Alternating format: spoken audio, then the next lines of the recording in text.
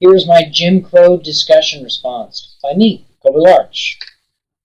1. How has the current criminal justice system created a caste structure according to Alexander's 2010 book? According to Alexander's book, the caste system was originally a way to limit the blacks' freedom in our country when our nation was originally being founded. Whether that might be to vote or to receive other freedoms the rest of us might take for granted. In our modern society, while many people think that these caste systems have simply gone away, they have not gone away, but instead have simply changed forms and linger in our society.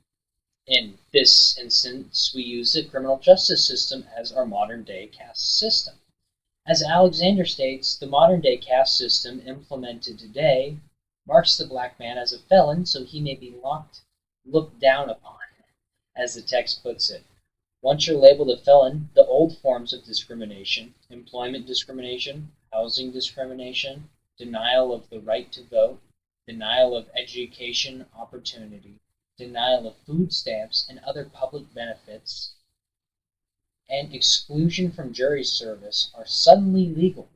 This shows how we use the modern caste system to discriminate against the blacks. The modern caste system, again, being the criminal justice system. Later, she states a few examples of how this modern-day caste system being put into place, or examples of how the modern-day caste system has oppressed black people during more modern era. The 1999 drug bust incarcerated almost 15% of the black population of the town based on the uncorroborated false testimony of a single informant hired by the sheriff of Tulia. Due to this, the modern government was able to suppress the blacks of the modern day just as they were oppressed back in the day during slavery and before Jim Crow law, showing how the caste systems have not gone away but have simply changed forms to our judicial criminal system.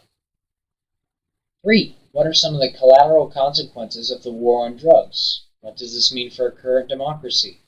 Why do you think these policies were created? Who benefits from the creation of these policies? When the war on drugs was first implemented, the usage of these illicit drugs or illegal substances such as crack cocaine was actually in a decline. However, after the war on drugs began, the number of citizens using these illegal drugs or illicit substances shot up a significant amount. In order to get support for this manufactured problem, President Ronald Reagan hired media to bring the so-called problem to light. However, when they brought the so-called problem or story to light, most of the photos that they collected were depicting black people in a poor racial light, depicting them as crack babies, crack mamas, crack whores. I don't agree with that, but that's what the text said. Leading to one of the collateral consequences that the war on drugs had on the African American population at the time.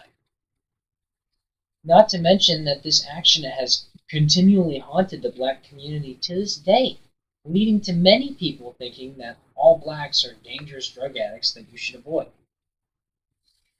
With that being said, I think these policies were implemented as a way for the government to control the population, not necessarily to combat drugs, which could be an underlying factor in it, but I highly doubt that they were that concerned in our usage of these substances.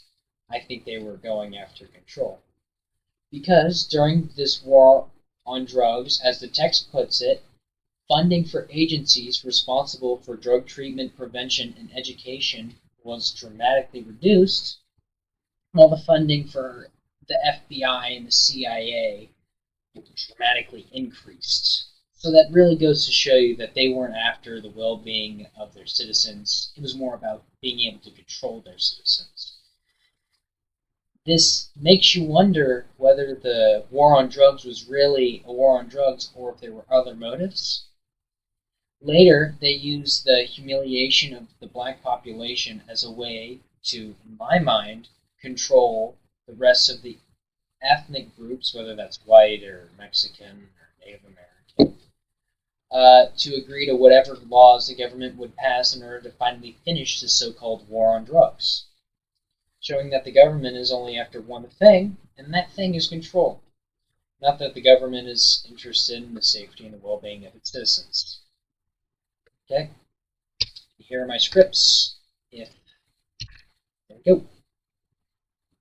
First one and second one. Yay.